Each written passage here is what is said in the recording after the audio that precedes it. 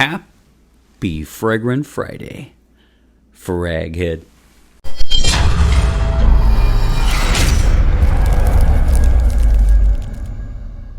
Hey everybody, this is Ben here at That Cologne Guy, coming at you with a new, Indianapolis, Indiana got it this week, review. Happy Fragrant Friday to you. I am sitting here, I don't know if you can tell, but I am sitting here on a very, very sunny November day in the 70s. So this is quite odd indeed, but I am really enjoying that. I want to wish you a happy Fragrant Friday. Hope you have a great weekend.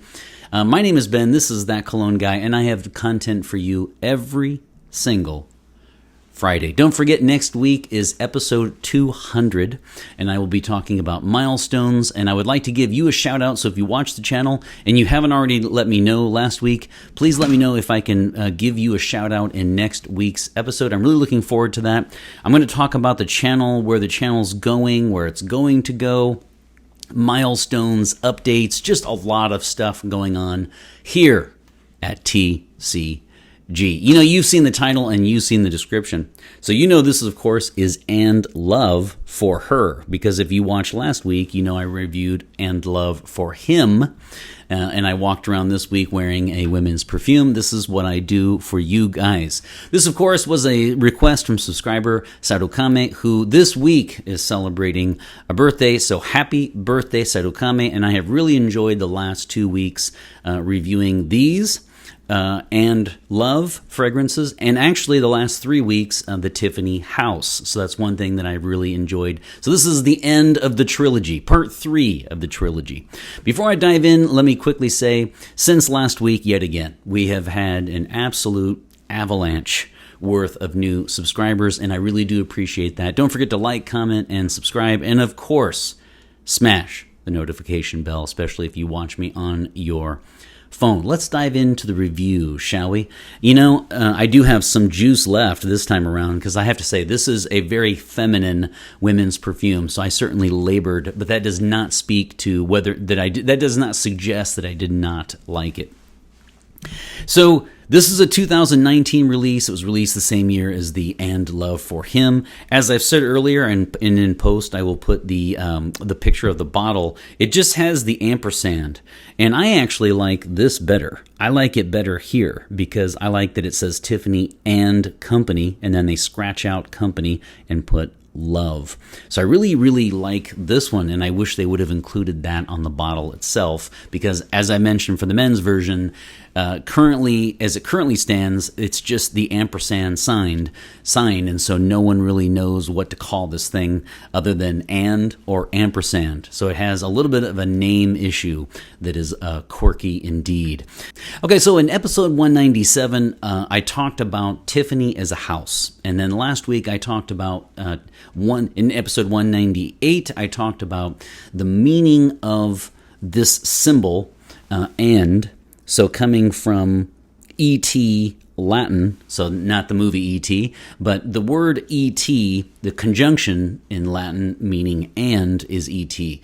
And so what happened was that E.T., there was a ligature in English, meaning the two letters combined into one symbol, and that is what we see here today, commonly referred to, of course, as ampersand. So it comes from Latin et, the conjunction meaning and then I promised in this episode, 199, I would indeed talk about the actual word itself, ampersand. So in English, during the Middle Ages, you had words that could be either a letter or that could actually mean a separate word. For example, if I say I, it could be the subject pronoun, or it could also be the letter I. If I say a, it could be a computer, so an indefinite article, or it could be the letter A.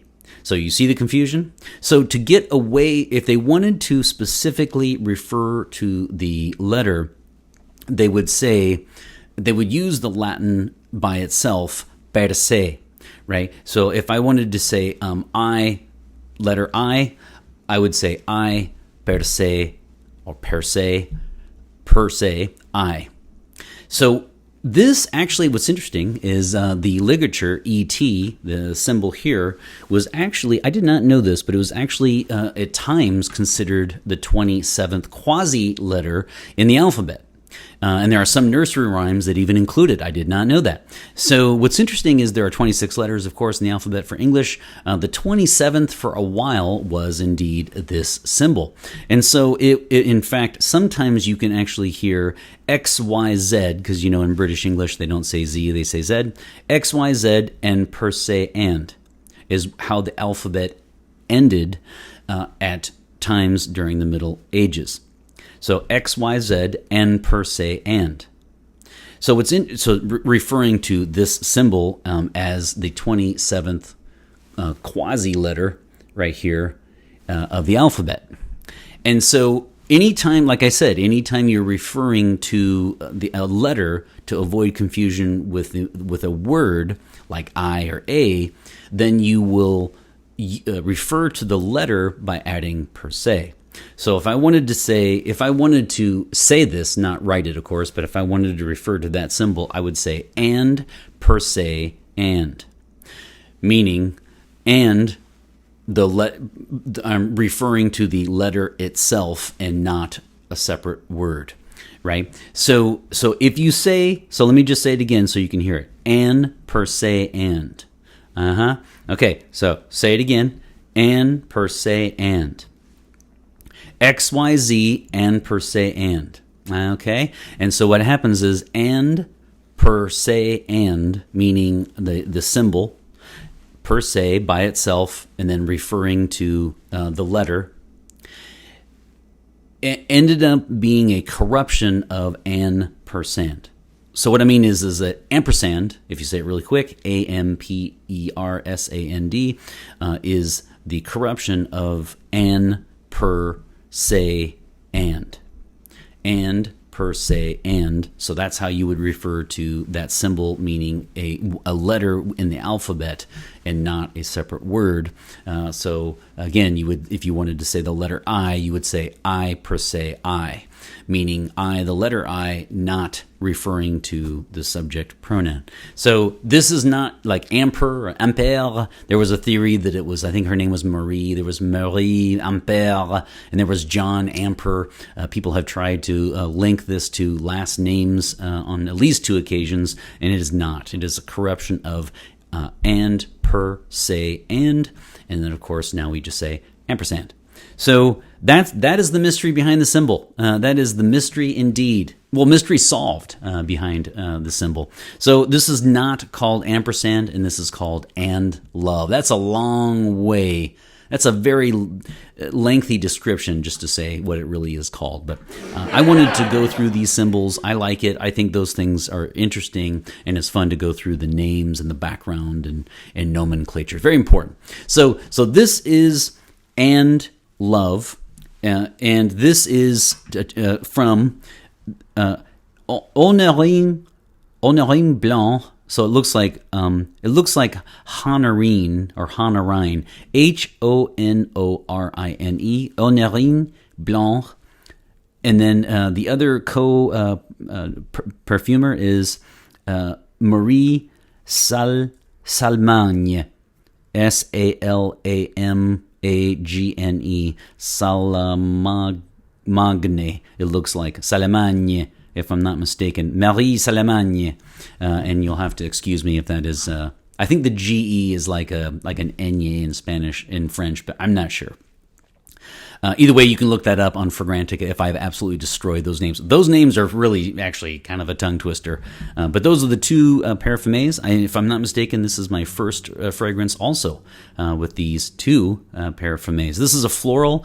And I actually get, for the notes, here's the deal. I'm a huge Neroli fan. So I'll just tell you right off the bat, I like this one. I love it. If you like neroli, you're going to love this one. The three notes that I get really are, you definitely get grapefruit in the beginning. You get a blast of grapefruit, actually.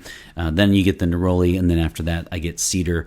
I think there was I think sequoia was mentioned, but again, for me, as far as what I pick up, cedar. I think vetiver was mentioned. I don't get that so much. I definitely get some of the cedar. That said, do not think this is a woodsy fragrance by any means, because the grapefruit and neroli really dominate in this fragrance. And let me just quickly say that with regard to the notes, this is similar, just similar to Light Blue by Dolce & Gabbana, the women's perfume. It is not a clone, but it is similar to it. And then others have suggested it's very similar to Acqua di Gioia, but I cannot speak to that myself. I cannot speak to that because I have not smelled that one. Ironic, because I love Acqua di Gio, but I have not smelled the women's version, so I can't speak to it. But I know a lot of people have suggested that, and I wanted to point that out. So I like Light Blue. I don't think this is a clone at all. I think it's definitely, I think if you have Light Blue, I do not think this is a superfluous purchase. I think it is far enough away from it that it merits its own purchase. So those are the notes, but really we're looking at a grapefruit and just a big, big time neroli in this one. So all signs point to alike for me thus far. Now, I will say this is a floral. This is a very feminine, for me, this is a feminine fragrance. So like I said, I have juice left, but it's not because I did not like it. It's just because, wow, this is definitely a tough one. This is not unisex. And so let's just go ahead and do our continuum right now, and we'll just say this is feminine, this is masculine, this is unisex. We're right over here. I would put this right in the heart of a feminine. In terms of marketing, I would say this is a quite feminine floral perfume. And so I would say this is probably, I mean, with the neroli, it could be, it smells very nice. I mean, I'm going to go ahead and say 80-20. I think you would see 80% who own this would be, I'm going to say 85-15. I'm going to say 85% of the people wearing this will be women and 15% will be men. A guy could pull this off if you really, really like neroli, but you need to know, though, that in traditional terms, if you believe in, women's perfume and men's cologne and these distinctions, if you believe in those, this is not a unisex fragrance. It certainly is not. And for me, it's definitely a women's perfume, no doubt. So I just wanted to point that out. So I've already done the gender. Let's go ahead and do the age. I think this would be fine for college and up. I think this would be 18 and up for the ladies. I think this would be a wonderful, wonderful choice. Now for season, this is clearly marketed. This is clearly geared towards a very fresh citrus, right, grapefruit explosion with neroli. So this has spring and early summer just written all over it.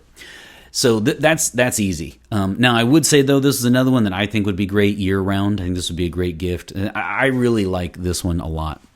Here's where I differ from a lot of comments, though, previously made. Most have suggested that this is a very a light fragrance. It is light, but they've suggested that it's better for the day, and I'm going to have to disagree here. I think that actually this one, I find this one sexy. I think this one is a sexy, attractive, feminine fragrance, and I don't see this as necessarily, you could wear it to the office, but I just mean it is very light, which is good for the day. And I know when people say the day, they don't mean necessarily work. I know they're thinking like, a baby shower and wedding reception in the afternoon, like a spring wedding reception. I get that. I would say, though, I think this would also be a wonderful choice for the night. I think this would be great for a date, great to go out. I find it alluring. I find it attractive and seductive. So I don't see this as just a day. In fact, I actually see this as a nighttime night out for romance. Absolutely. In this one, it smells divine. It smells wonderful. And I was a little bit surprised when people suggested it was more. I mean, it is fresh, but when they were suggesting that it was more for, daytime and work. I'm going to politely disagree on that realm. So when it comes to event, again, I see this one as a romantic night out. I really do. I'm going to stand by that. The grapefruit, of course, adds this very fresh. I mean, it would be perfect for the spring, no doubt. In the morning, just out of the shower. But I will stick to my guns and say I see this more as a romantic night out. Now, when it comes to projection, longevity, and sillage, this is an EDT, and it performs as such. It does better than the men's version, I would say, but I'm still not getting as much as I would have liked. But I think some women will like that because it certainly is it's a fresh, light perfume. So some people were going to love that. Longevity is 6 to 8, closer to 6. It's closer to 6. Someone said 2 sprays and it lasts all day. I'm not sure what's going on there because that's not the case. It's definitely 6 to 8, much closer to 6. I was reasonably pleased with it, would have liked more, but it is nice. And then it projects at arm's length for about 2.5, and then starts to settle in, which is why I said it earlier, for a romantic night out or a romantic night in, just about the time the meal's over, or, just about the time that cuddles are ensuing is around the time when this will be sitting very, very close to the skin. So I find it romantic. So, and then the sillage, coming in out of rooms, walking past people. I could see this, especially with it being alluring. I could see how people would get compliments with this one, especially in the first 3 to 4 hours. And then I think after that, I'm not sure if it would be, if you walked by somebody, if it would be picked up. I think it would be something at that point you would want to be with the person and hoping that your fragrance is drawing them closer to you, which I know a lot of people really like about fragrance. They don't like beast mode, and they don't like fragrances that just announce their presence before they do. They like something that matches their personality and has a cool, calm confidence to it, and kind of lingers close to the skin. It's very inviting, and this does that absolutely. And so when it comes to the rating, I'm actually going to have to. I'm going to give this one. Here's the thing. This is really, if I did half sprays, you guys know I do out of 5 sprays. If I did half sprays, this is really about a 4.5. It's not the most revolutionary. It's not the most original. It's what I've noticed about the Tiffany fragrances is they smell very nice, but they smell similar to very popular fragrances. Normally I would dock them a point for that. I really like this one. I like the fact that it's a neroli balm, and I like the grapefruit, and I like how the cedar and supposedly vetiver and sequoia really linger in the background. And I've already mentioned that, I see this perhaps for the day, but I also definitely see this as a night out fragrance. So, it's probably a 4.5, but I'm in the mood to round up. I would have liked better longevity, and I would have liked a tad more originality to this one. But you know what? I really do like this one a lot. In fact, when I sprayed this one right before I hit record, it reminded me just how much I do like it. So I'm going to go with 5 out of 5 sprays, very close to a 4. But when I gave the 4 out of 5 to the men's version, and I like this one much more. So I feel good that 4.5, it deserves to be bumped up, and 5 out of 5 for this one. I'm gonna put 5 sprays on me now, but I might blush because, as I said, this one is definitely a women's perfume for me. I've worn Black Orchid. I have women's perfumes. I don't think that's, there's no problem there for me. But wow, this one is definitely one I would recommend in your collection on the women's side. And I don't think I would own it personally, but it'd be a wonderful, superb choice for the ladies. One on each side of the neck, one on each wrist, and one on, how about the back of the neck for And Love, ampersand love, just kidding, and Love for Her by Tiffany's. Boom. Boom. Wow, that's a lot of grapefruit. Boom. Boom. And one more. Boom. See, it's just, to me, it's perfect because it has an outer shower element right now as I've sprayed it. It's very grapefruit based when you first spray. Then after that, the neroli comes up, and I find it a little bit more mysterious, sensual.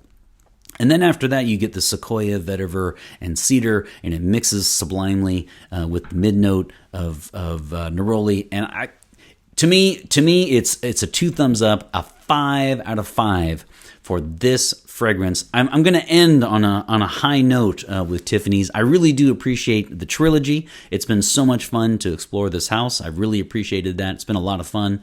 And don't forget, next week is episode 200. Lots of updates. Please let me know if I can give you a shout out. I would love to do that. I'm really looking forward to next week. And always remember, my friends, fragrance marks the celebration of today. Take care, everybody.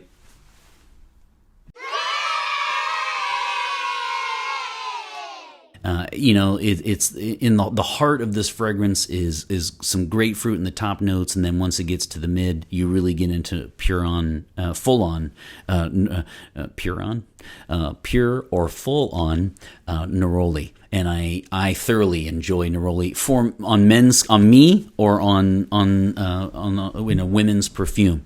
So right off the bat, I can tell you I'm biased because I'm probably going to like it. One thing I will say too, as far as notes, this is similar to the.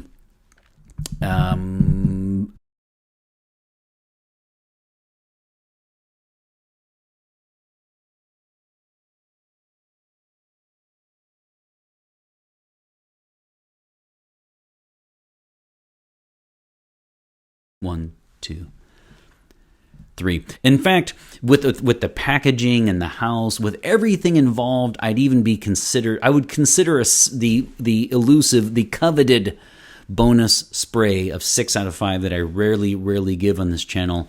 If it had just been a little bit more original, and if I had just gotten a little bit more in terms of longevity.